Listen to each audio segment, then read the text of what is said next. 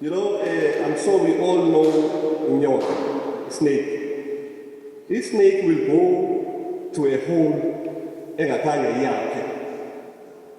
And then once ube close to the hole, izawuwa nawe ingafuni uphuma. Yazi khange yakhe ifike seyiready. You know? So those are the things that we need to good know. Look, I'm not saying we must not create a space for other people, right? More especially the new generation. But it's important if Nel says no, look, this thing is there, right? And then I can't see we negotiated that thing, and then the people took a decision again, because as a leader of the society at that time, when we occupied these offices by council, we said, no, look, guys, we need to take this thing to another level, right? To take it to another level, it meant chasing these people as dummy institutions, or institutions that were created by apartheid, away from our townships. And then there was a march, if you recall, from Bando Kwenza, Metugoniwe, to those offices, and then Wabale sit in, ask them about Toby and all that, right?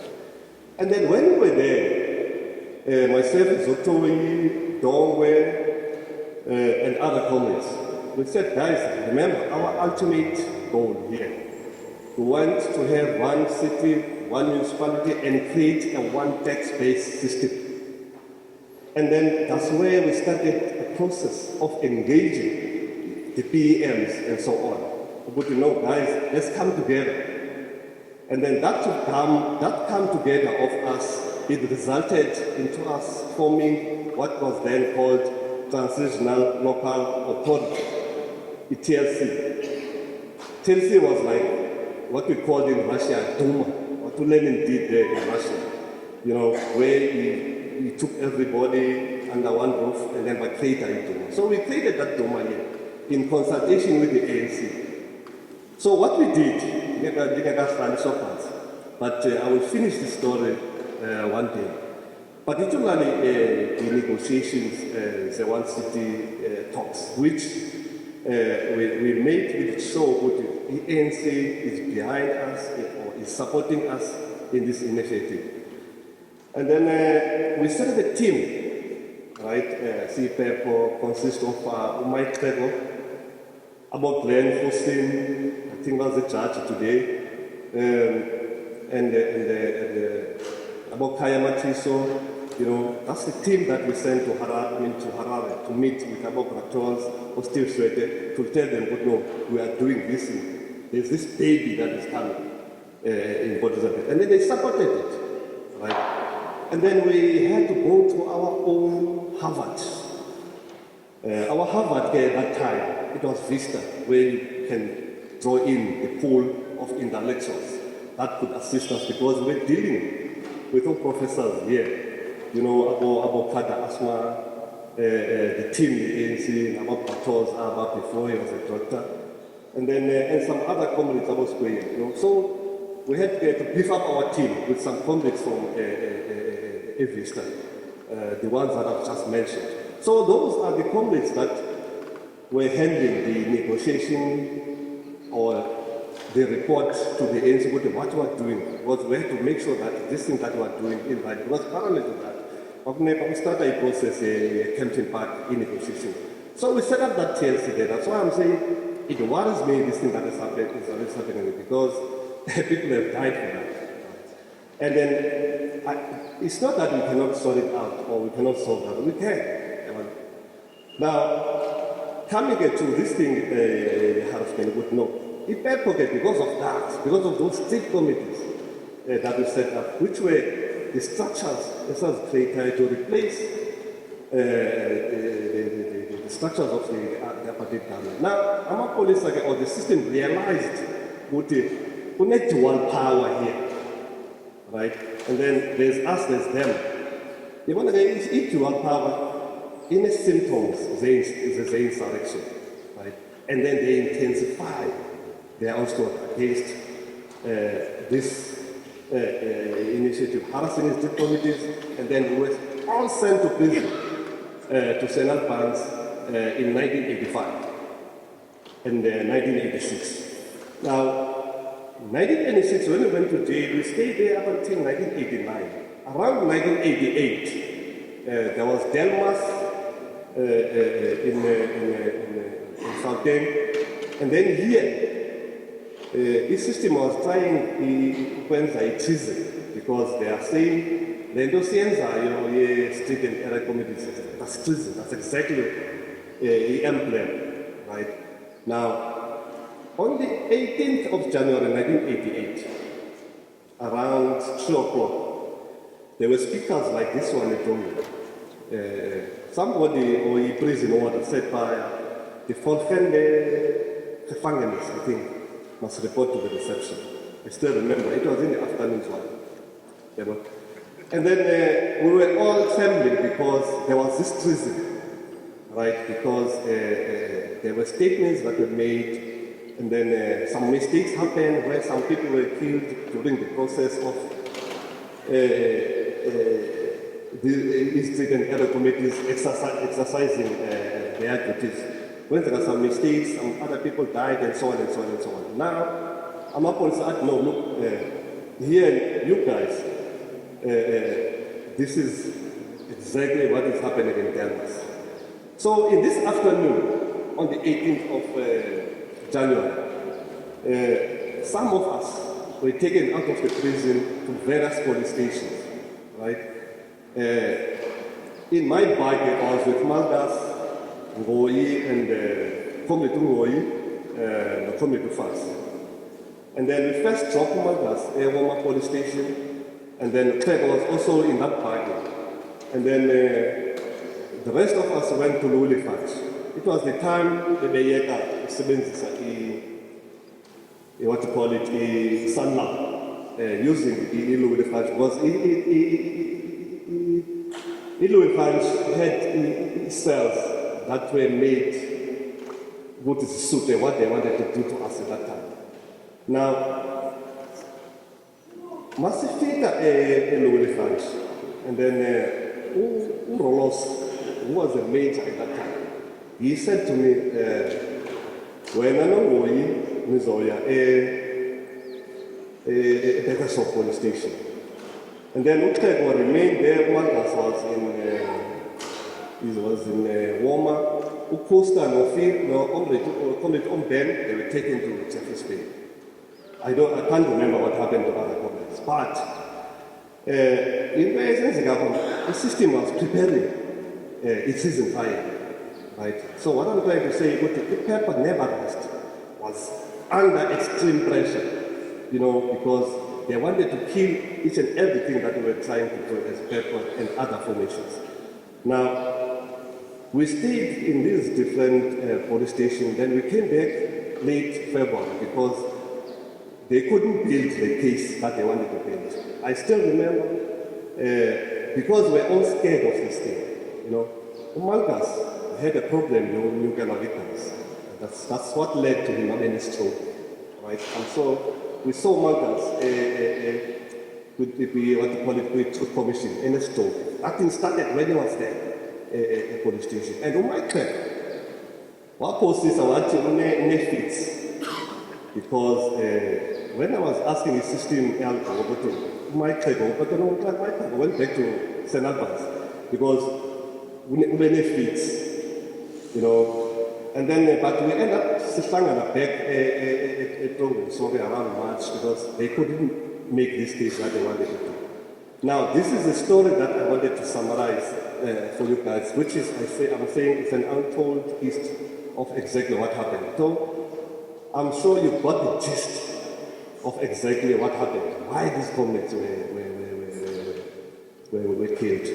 Something that I forgot, which is very, very important. Around 83, because all this was happening in a very short space of time. Now, there was a march.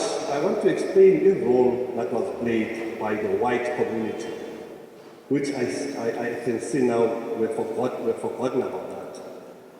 Now, there was a march which was then called a March of Hope, which was led by Ojanet. and the Black Sash and so on and so on. That march was the march your protester against the Group Areas Act.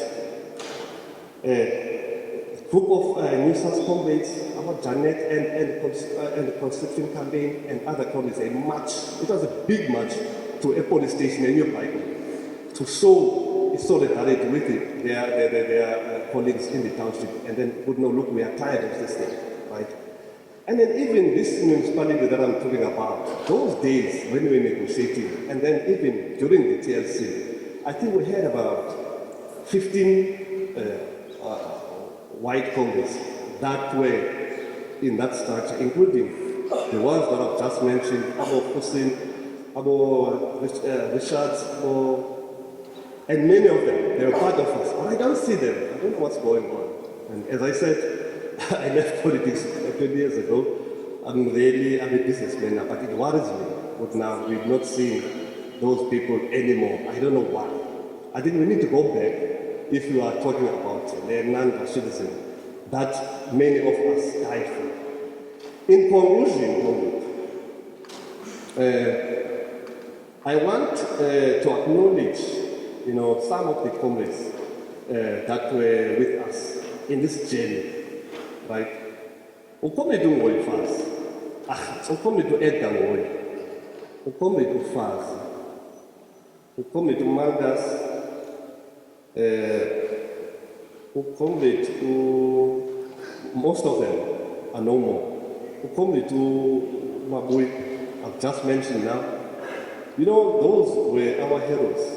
Those comrades, they used to be on the run all the time with us. They were old people, right? But they will make sure all the time that they are there. Our comrade those were the comrades that thought about the ANC. Nobody else.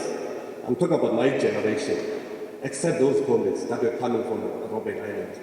Comrade Ashe came around 1973. He introduced us to our Steve Schroeder. They used to come and khulume bathethe nathi ngepolitics as ANC. Again, because we were the leaders at that time as PEPCO.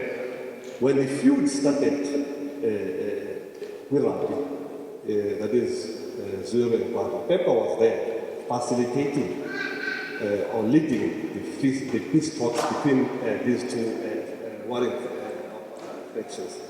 Now, again, this period between 83 that I'm talking about, 83 to 85, that's where that process resulted in what we created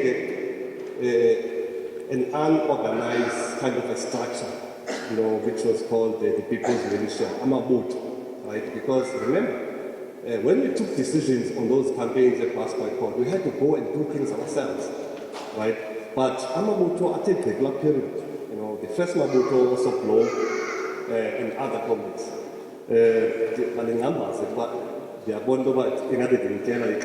So that harassment, definitely, I say, it has led to the abduction and the killing of these communities. The reason why we are here, as the communists have already alluded, we want to show these families that we still remember these communities, right? And other communities that were part of formation of the PEPCO, which touched on that. My area was really just to tell you about what happened between 80 and 89. I think Maniva, Ngosi Matlabane.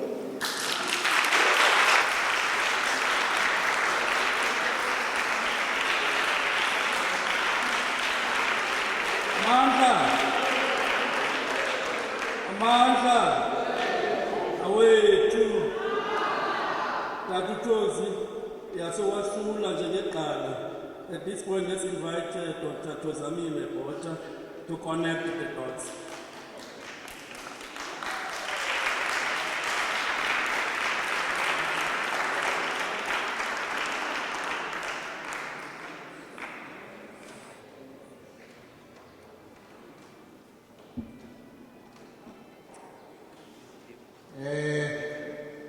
Amanda,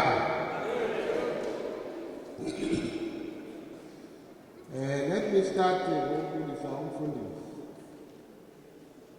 And thank you, Fundisi, for allowing us to use this church. Sanga Pambi, thank you for organizing this occasion and all the organizers that have been responsible for putting this together. Let me thank the students who are here to grace this and to learn from this history.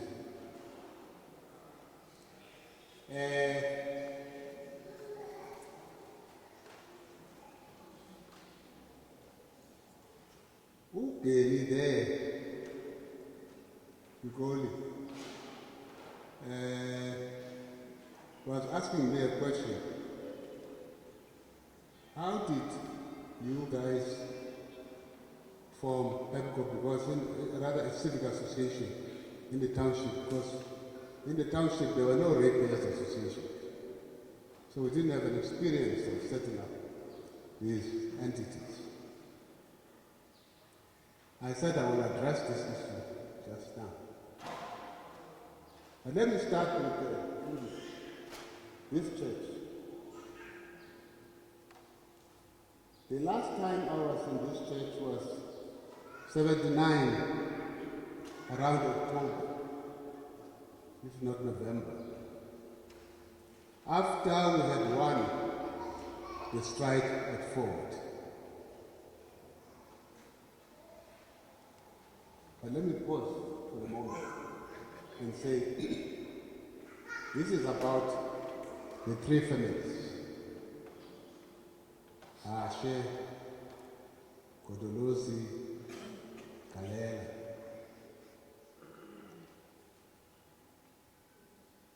Your families, your father, brother, cousin, paid a supreme price for our freedom. Nothing higher than that can be a contribution to the struggle for freedom in this country. I lived a few streets from Godolozi. I knew him as he was growing up, because I was also growing up. He was younger than me, but we grew up in the same area. In a supreme I knew the mother very well. Actually, the mother used to visit my mother. I knew him very well. Utatu Alashe, after they came from Robben Island, we interacted, but remember that the former Robben Islanders could not be seen to be actively involved in the struggle, in the community activities.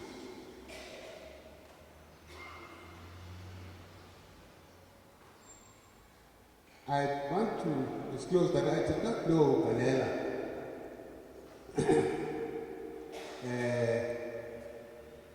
I knew these two.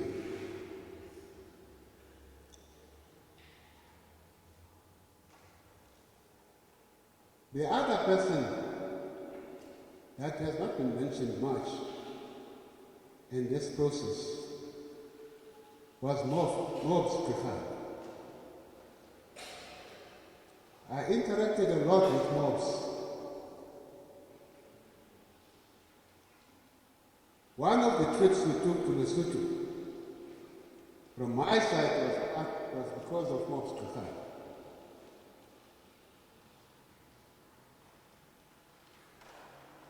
On our return from Lesotho, when we got arrested, one of the first people that the police wanted to know, they wanted to know who introduced you to the ANC. And of course, We couldn't say it because I knew they wanted Mobs Buchanan. And indeed, when I finally left the country, Mobs Buchanan came to Lesotho and we interacted, and he disappeared. Up to now, we don't know the grave of Mobs Buchanan. We don't know what happened to him. It's one of those sad stories. And this is because of the participation of these comrades in the activities of PEPCO. Must remember there was no leadership after the banning of political organizations, even as late as 1977, when the Black Consciousness Organization were banned. But let me come back, having acknowledged these families and say sorry for what happened to your brother, father, uncle. We should be ashamed that the things they fought for, we now are playing with. We don't respect.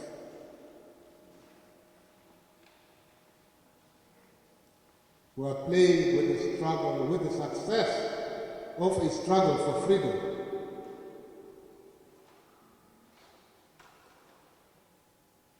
We are making waste of their death. We should be proud of them. There should be monuments built in the name of these people. And let me pause there.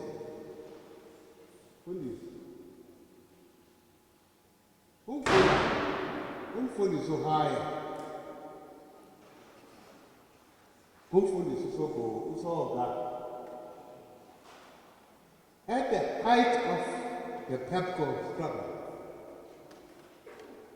we did not know who to communicate with, but we wanted the church to be part of the initiatives.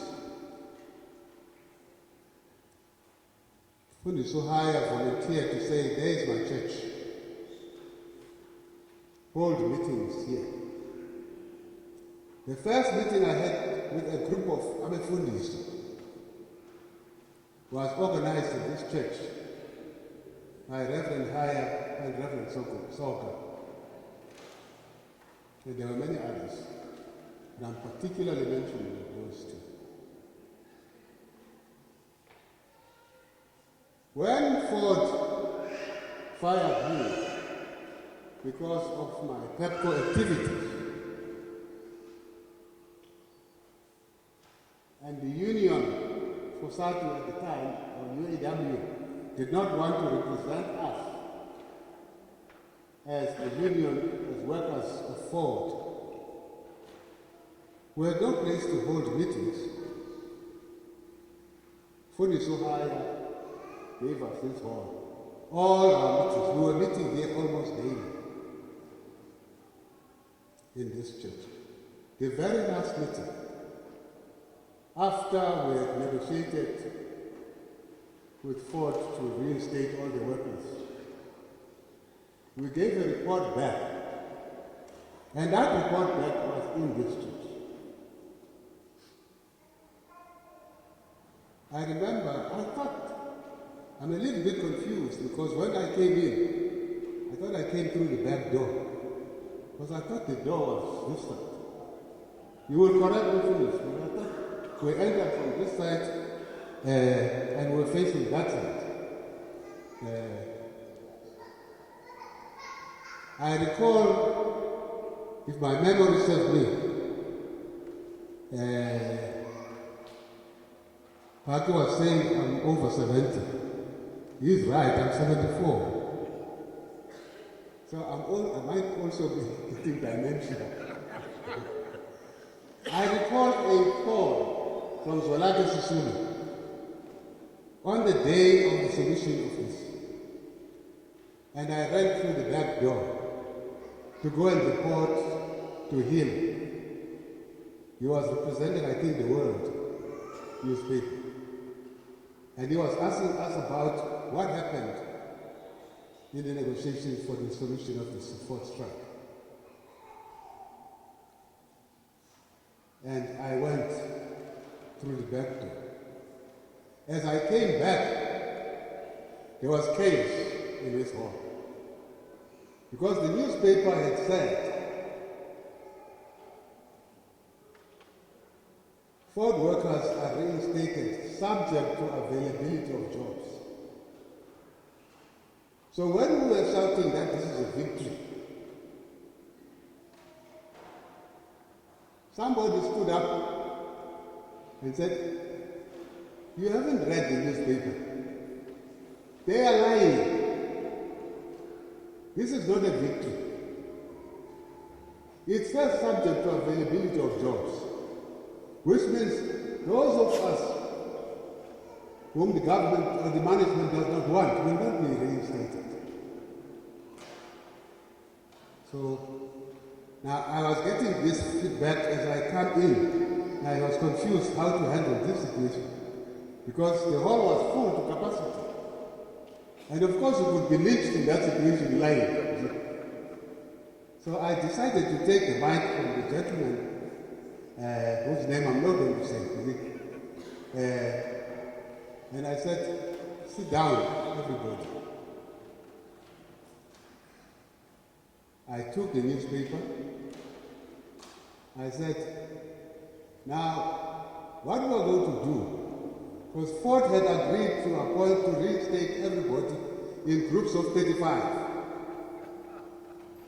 And we knew that they want to select those they don't want. So we said, I started with the guy who was there holding the mic, saying we're lying. I said, we're going to select the first 35. Nobody's going to be left out here. Number one is you. I started with him and the rest, and then all those who were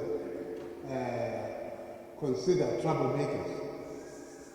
So immediately I put him in that first group. He kept quiet. So that I won my little victory because the chaos was stopped. Anyway, out of that, we were going to have a meeting at Walmart. No, I'm talking about Pepco. We are not talking about. We're going to have a meeting in Walmart to stop the removal of the Walmart township to Vierplatz. And Mr. Morris, who was the Deputy Minister of Bantu Affairs, was going to visit Walmart to announce that a final decision had been taken to move Walmart to Vierplatz. And in that evening, I was going to address the meeting to say that will not happen. But during the day, because the police were aware of this, they visited Mr. Hashe, not Hashe, Ola, at work. Said, "You are the caretaker of that church. You have got the key. If you give this key to those Pepco people, you will sleep in prison today." So we got the message. But we decided we're going to go there. So from the announcement here, we got into the cars and went to Walmart Street in the afternoon. As we got into Walmart, the police had 3 cars lined up just at the entrance of the street in Walmart. We came in. Immediately they saw the car because I was given a loan of a car by Herbert Fisher, or a lawyer. So they knew that car that I was driving. So all that they did, they just followed us. And they drove very slow. As we were driving slow, they were also driving slow. We took a U-turn inside Walmart, they also followed us. They didn't do anything disturbing. We got into the street where Tate Ola was staying. They also followed. We came back and parked in front of Mr. Mula's house. They parked behind us.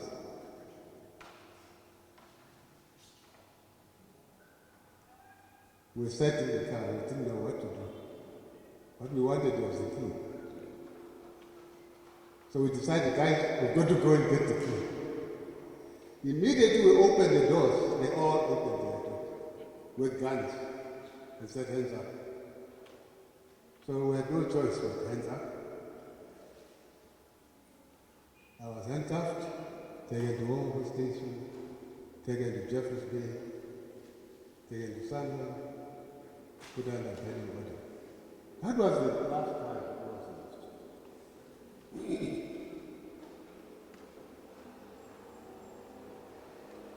Let me answer Gail's question. PEPCO did not start as PEPCO. PEPCO started as the Zwide Residents Association. First, it was a Zwide committee, residence committee. Why was it called that? A group of women in what we call Zwide 4. I got a house in Mankai in Zwide. And Zwide 4 was the best because it had tarred streets. It had water inside and flushing toilets, the taps in the yard and so forth. Then they said they were going to introduce rates and taxes. Now, in the Black Township, we didn't know anything about rates. So, Ratepayers Association were in town. Now, when we talk about paying rates now, we say, we're going to pay rent and pay rates. This is not all. But we also found faults with some of the buildings, the new houses that were built. Remember, these houses in Sweden, 4, were better than the houses that was again. At least when they built the houses had floors. They had water inside. Did they have electricity? I think I'm not sure if they... but anyway, the mothers, after we came back from work on the particular Friday, they told us that we had put together a small committee that went to see the township manager at Vierplas, or Zwide, whatever. And they told us that they don't recognize us as women because we have no rights. Please ask your husbands to put together a committee and come and see us or see me. Now, this was a report back at that meeting in Sweden. I happened to be there. Duze was there. May was there. And others. So it was out of that meeting that I was appointed to be the chair of that meeting, to lead the committee that went to see, or was supposed to go and see the manager. We went back and I called this little group of committee that was appointed with me, to say, the issues that these women were raising are not unique to Sweden. These are affecting KwaZakele, New Brighton, Woma, Warford, and so forth. So the real person that we need to go and see was Louis Koch, who was the head of the whole administration of Port Elizabeth. Because we will see this young man, manager here, and then these problems are replicating everywhere. So we tried to set up a meeting with Koch, But before that, we said, let's approach some of the leaders we know in KwaZulu-Natal, in New Brighton, in Kwaford, in Woma, and see if we cannot form residents association in each of these townships. So that when we go and see court, we will be taking together all leaders of the various townships to present our case. And that's how we started encouraging the formation of the KwaZulu-Natal Residents Association, the Zwide Residents Association, the New Brighton Residents Association, the Kwaford Residents Association, Woma Residents Association. But after we met amongst ourselves, we said, this problem is not about the black townships only. People who live in Coastal and Malabar are faced with same problems. So let us find out who are the leaders in those areas, what we call the northern areas. So I had Herbert Fisher in Coastal and among the colored areas. I was introduced to Dr. Mudia and Dr. Manila in Malabar, and we started talking to them to say, can we together build up this thing? It becomes a Port Elizabeth issue rather than just township issue. So Malabar set up its own thing, and Coastal set up its own thing. We had these township associations. Then we said, now we'll form something bigger.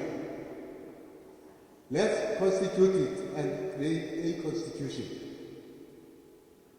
for it. We approached Mr. Sogoni, the lawyer. We approached Mr. Somialo, the lawyer. We asked them to draft a constitution. Now, in New Brighton, my first touch of civic matters, I was introduced by Dan Keke.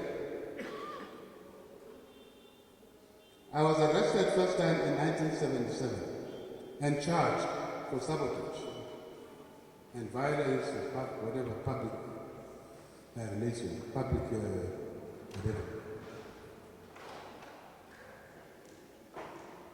But the reason I got involved in that is because when we were fired from Fort Hare in 1976,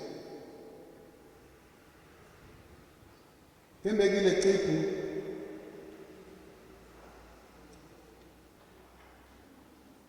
Zola Topo Nune Goduka, sorry, and others. We all came together because we were doing science. And we knew the problems that students were faced with in black schools. The labs were not equipped. Teaching science to do experiments, we had no real equipment to conduct experiments. So we came back and formed what we called AFSAT, Association for Science and Technology. That is 1977. Now, AFSAT's purpose was to identify science pupils from the different secondary schools in Port Elizabeth and train them. And we went to the pharmacies to request for equipment and experimental chemicals to conduct experiments for these kids in our laboratories at the schools. We all happened to go and teach in these schools. We were not qualified teachers. We were fairly good in maths and science. And I say fairly good to us. We were not excellent, but at least we could teach a little bit. So I taught at KwaZulu-Natal maths and science from Form 2 to Form 5. So was Monde, so was Twiggy, and so was Zolata, who was also the president of AFSAT. But just then, because of this AFSAT, some of the students went to have evening school studies at Kwazakele High School. And the police were suspicious of this AFSAT. They visited us 3-4 times at Cowan once we were having the meetings and took our names and everything and addresses. And one of those evenings, some of the students who were teaching science, they had a meeting at Kwazakele. That's the group that included the likes of Sakima Tozogo, Mike Kerbo, and others. They were arrested in that group because they were found with formulae on the board, the chemistry formulae, and they were said to be planning petrol bombs or Molotov cocktails. So they got arrested. The thing is that when they arrested these, then the students in the whole of Port Elizabeth organized themselves. They were having meetings and demanding the release of these ones. So they had a meeting at St. Stephen's, Now, at that meeting, there were 474 students, if I'm not mistaken, that got arrested. Now, the police created a special court at Algoa Park Police Station. And they were brought in groups of 10 or 20, and they were told, plead guilty, and then you will be freed, or we'll give you, we'll sentence you to outside of prison or something like that. AFSAT mobilized this, organized something called Save the Children. And we organized this function at Rio Cinema. It's now a church. And we said, don't plead guilty. We mobilized all the business people in Port Elizabeth to help us to buy food, bread every day. We would go to our police station to bring kids, food to these kids. Then Tete was among the people who was leading that. He offered his vans and he would organize with some of his church people, Mark Hedbush and others. They were part of that team that helped us to buy food and deliver food to those. But not only that, we had to get lawyers that would come and defend these 400 and something kids. And that's when was the first time we were then hired. That was before the formation of PEPCO. So when I'm appointed to chair this thing, I already have a little bit of this experience. And then because I'm teaching at Kwazakele, I get arrested. I pick up from classroom to be taken to a police station to be interrogated. So all of this then gets weaved together in the PEPCO struggle. So when we formed PEPCO in Port Elizabeth, we realized that the struggle that PEPCO is fighting for in Port Elizabeth is not unique to Port Elizabeth. I then traveled to Craig, I traveled to East London. I traveled to Queenstown with May. And when we were in Queenstown, we got arrested. The police stopped at the entrance of Queenstown. They caught us and handcuffed us and put and said, what do you want here? Unfortunately, we had pamphlets in the boot of the car. But anyway, we came back. So the idea of going to these places was to say we need to form a larger body of civic associations that will represent the interest of the people of this region. But as we were doing that, in Johannesburg, there was the Committee of 10, led by Dr. Mokana. In that Committee of 10, there were people from the Black Consciousness Movement.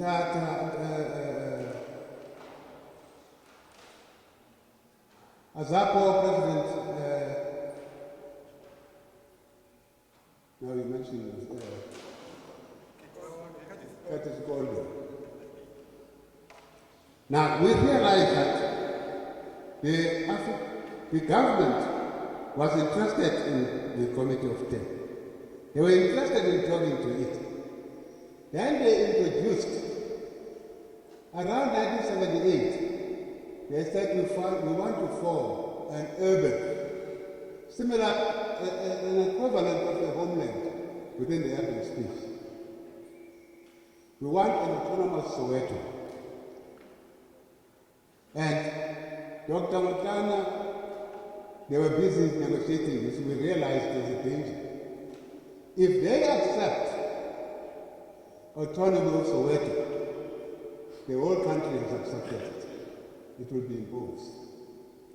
So we invited Dr. Mokana here. We met with him in costume. After that, we went to meet with him in a private home. We said, Doc, this is very dangerous. They want to create a homeland. And if you accept it in Soweto, you accept it for the whole country. Fortunately, there was a civic body already in Cape Town.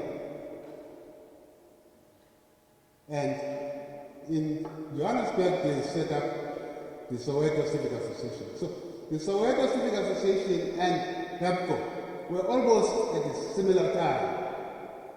It was the Committee of 10 and then the Soweto Civic Association. So I'm not so sure, some researchers are going to find out which was set up in terms of date first. Was it Committee of 10 or was it PEPCO? But they came up to around the same time. The reality is that there was an absence of leadership. The leaders were in Robben Island, the leaders were in exile. The Black Consciousness organizations were banned. Steve Biko was killed. Bani Pityana had left the country, was in exile. Those who were inside the country were under banning orders. So there was a vacuum politically in the country. And people were scared of talking about politics. Even the people who were arrested, Kukababa Jano Lejuku, now, that was the time that PEPCO emerged. So PEPCO was able to fill big halls, big stadium, and whatever, Duncan Stadium, because this was an opportunity for the people to actually see that there was no political structure inside. This was presenting an opportunity for people to be excited about something. Now, when we formed PEPCO, the name that was proposed by the lawyers was PEPCA, Port Elizabeth Black Civic Association.